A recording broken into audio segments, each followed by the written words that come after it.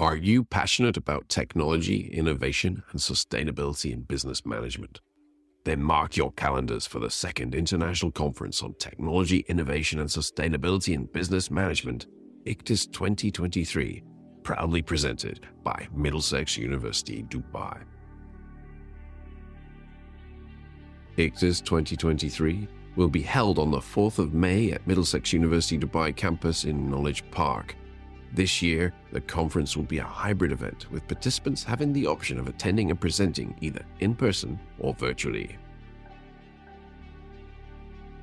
Building on the success of its first edition in 2019, the conference aims to bring together researchers and practitioners from diverse industries and sectors to discuss, debate, and initiate a dialogue on the impact of advances in technology, innovation, and sustainability on business models, processes, and practices. Join us at ICTIS 2023 to learn how these advances can be leveraged by organizations both private and public to stay relevant and competitive in the post-COVID era.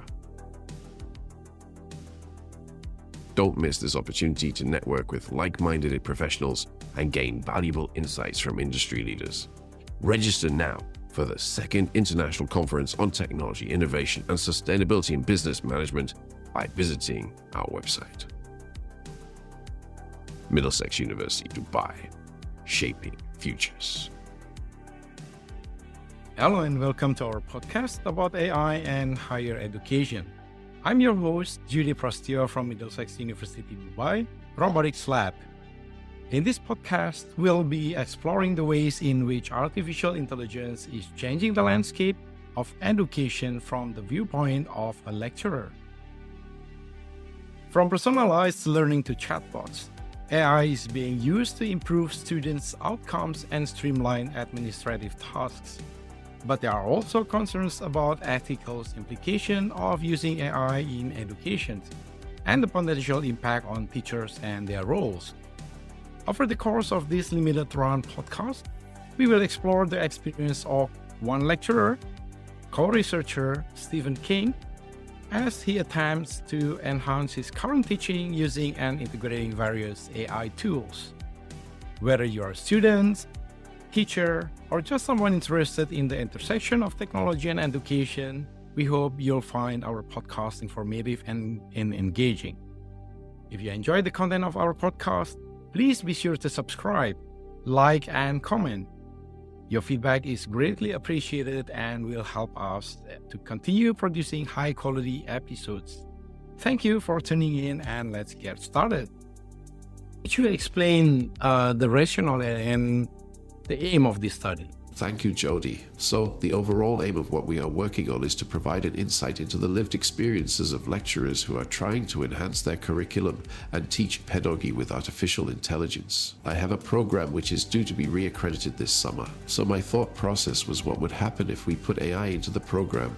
We used AI to design the program and see where that goes. I wanted to share my emotions and feelings as we navigate through ChatGPT-4, Dall-E, Designer, and the countless other apps out there. AI is accelerating across all different fields, not just in STEM subjects. Advertising is another data-hungry industry, and I think it's an appropriate alternative course to a traditional course to begin. It has so many generative AI tools, design or text, that have an impact on us. So you think because with the recent rise of the use of ChatGPT, Dall-E, you think this is the best time to do this? Yes, I perceive this to be similar to the COVID-19 pandemic's impact on education. We've heard of something happening somewhere, we haven't necessarily seen it directly impact us. But then it's going to whack us straight in the face. We will have to jump immediately. And I think we are approaching this inflection point where we will be forced to adopt AI and change many things to accommodate how it has become omnipresent in our lives. Mm-hmm. So for this research, what's the hypothesis?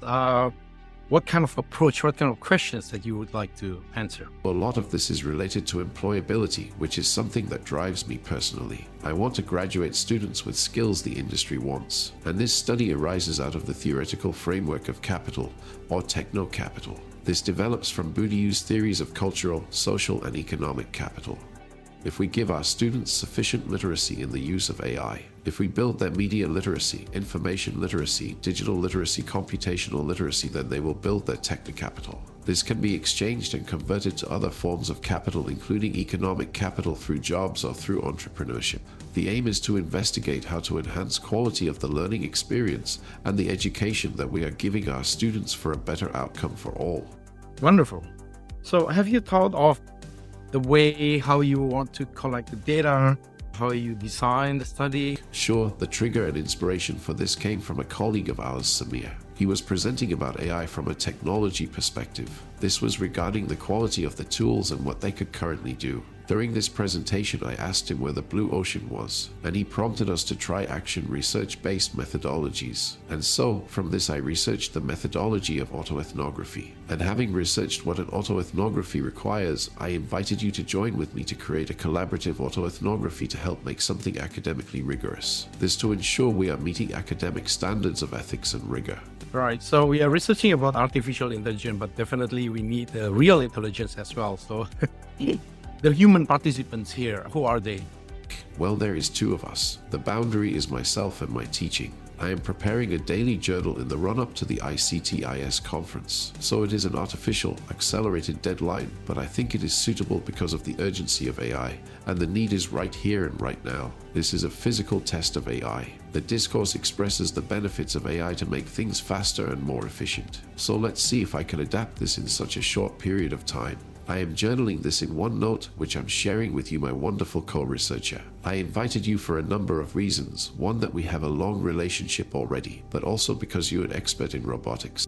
Thank you. The way I see it, just like any technologies, it can go the way that we don't expect. Which is one of the reasons we are having these podcasts. According to academic literature describing the methodology on auto-ethnographies, we have to treat the auto-ethnographer carefully. We have to look after my self-care. Whilst I am diving into this content, my emotions are going to be affected by something I didn't expect. I am likely to identify something about myself or the situation that I might not have wanted to encounter. The end output will be practical. It will be a discussion, hopefully, on a new course and the processes that were implemented to design that course. So since it involves human participants, although it's ourselves, would it still need an ethic forms to be submitted? We have submitted ethics forms and received approval. Auto-ethnography is a complex methodology because we are offering our own informed consent, and then we are informing ourselves on what the research is. As we are briefing ourselves, we do not know what we do not know. So the conundrum is, how do we ensure the care of the participant when the participant is the researcher? How does the research take care of themselves? Another aspect is that there is a lot of power of delivering research through your own voice, so this needs to be assessed on an ongoing basis with a colleague. This will make sure there is no narcissistic outcomes because we have to take responsibility for the words that we say. These words have power over other people. And this is where I count on you, as I have all the passion, but you have to rein me in and also keep me sane. Sure, and thanks for counting on me. Is this your first time doing auto-ethnography? It is. I am enjoying it. We are through the first week and it has already opened my eyes to new processes and new tools. For example, OneNote. I have never used it before and now I am using it in various areas of my life. I see the power of how tracking what I am doing on a day-to-day basis helps me keep productive. It's an exciting new methodology. I have done a number of qualitative techniques in the past. It's another string to my bow. Have you used any other tools related to AI particularly? We are recording this using Descript, an AI-enhanced recording tool which has so many different functions. I have also looked at various graphic design tools over this period. I expect to be using Runway, ML and Tone, app which appears useful for creating slides. We have 30-40 tools identified that need to be assessed, but these are two that have attracted my attention. I've also used a lot of ChatGPT, as you may imagine, and even tried to use this for predicting football scores. Football scores? It didn't work very well. Such a try. Yeah. So talking more a little bit about ChatGPT, how far you have taken this ChatGPT related to your research? So I've done a variety of tests over the first few days, so I have gone from 0 to level 12. Before the study, I had almost no knowledge, no clue. I had attended a couple of talks and seminars organized by our colleagues. I had never used it and I was a denier. I was like, what is this? I didn't believe it would have any impact. And since then I've gone round a couple of circles to the point where I agreed with Elon Musk and the Italian government to cancel everything. And now I'm going around again. This is a proper Alice in Wonderland journey and I'm a few days down the rabbit hole but still excited. Did you find it scary at any point? Yes, on the same day that Elon Musk and his colleagues wrote Stop AI, I was very much in a position where I was imagining all the negative consequences that it could bring. Yeah, well, he also called for pause That in was it. development, right? So I think the reason is because with the help of AI itself, the development can be rolling very fast, like a snowballing effect, become a very big, which actually we don't know where this will be heading. It could help us or it could harm us, right? But particularly in the curriculum development, in what way do you think this could benefit us? In what way this could harm us? I don't necessarily see there is any harm in higher education. Elon Musk is talking about taking things beyond where they currently stand. And where they currently stand is very advanced. I have started screen capturing tools that I've been using. We went for breakfast and I'm paying on an app. I'm ordering on the app, paying on the app, and the only thing people are doing is bringing food to the table. I'm going to the gym. My gym is monitoring my heart rate and telling me that I'm fitter now, so my targets are higher. We all know Google Maps and Waze, and we are grateful for these tools for helping us navigate the Dubai traffic. It's now a case of from morning to evening, every single step of my life is touched by AI, and therefore any business is being affected as well. And in the classroom, we have to incorporate it. We have heard a lot about ChatGPT being used for cheating and all these other tools. As we go through this study, we may find that trying to ban all this software outright may become like trying to ban the internet 20 years ago or a calculator 40 years ago. This is that kind of paradigm shift, and we have to accept and deal with it. And I am very confident that at this very early stage that we are going to come up with a fantastic solution. But if you put yourself in the shoes of student, let's say you're your student, once you use ChatGPT to help doing all your coursework or assignments, I think there is a misconception of what is possible with this technology. I think that people who have not conducted the studies and are only listening to it second-hand or third-hand through media is just a kind of prejudice against computers. What are we really assessing? Their knowledge. And if it's knowledge, what do we need that knowledge for? What about independent or lifelong learning, research and study skills? ChatGPT, Tone, Dall-E, Designer are tools to collaborate with to make better work. They are not to replace the work of humans, it is to enhance the work of humans. This is a break. Even the new ChatGPTs that have fantastic results won't be a problem, because we need to use that to upgrade our learnings. So what we may do on ChatGPT-4 that may achieve 95% of the bar. But that leaves humans to complete and work towards 96, 97 or 98%. And that 1 or 2 additional percentage may not seem like a lot,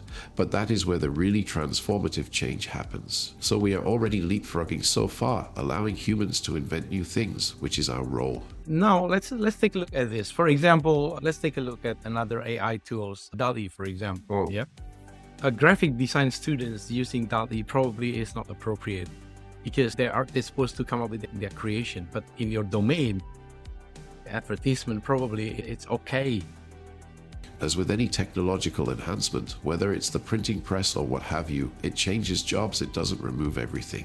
We are looking at new jobs like AI graphic designers and prompt engineers. These graphic design tools do not magically create perfect images. You need to be able to type in the prompt to help the computer come up with the image. You still have to apply human theories of graphic design, which are many. The old knowledge of graphic design still apply, and it is the human's jobs to ensure that whatever the computer generates meets those criteria. The AI tools will enhancing what we could do, creating new forms of art, new forms of communication, but students still require the old knowledge so they can program and prompt, and also make a sanity check to make sure that the output is going to work. And this would be based on the theories that we already know. The computer is just a machine and doing what it is told. It has now empathy. It doesn't know what is happening in current markets and trends.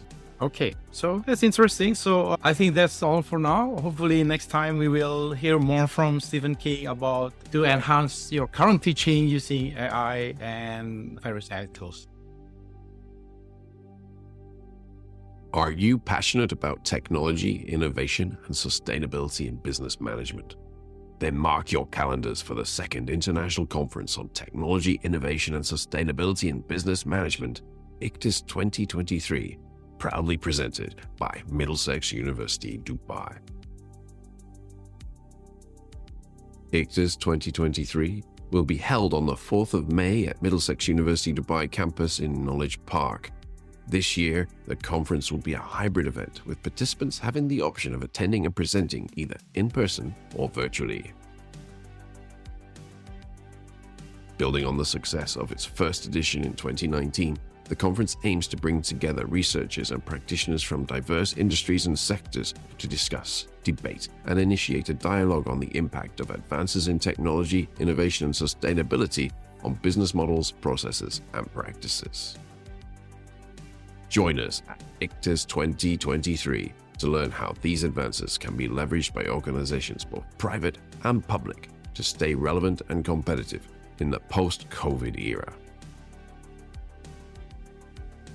Don't miss this opportunity to network with like-minded professionals and gain valuable insights from industry leaders. Register now for the second International Conference on Technology, Innovation, and Sustainability in Business Management by visiting our website. Middlesex University, Dubai, shaping futures.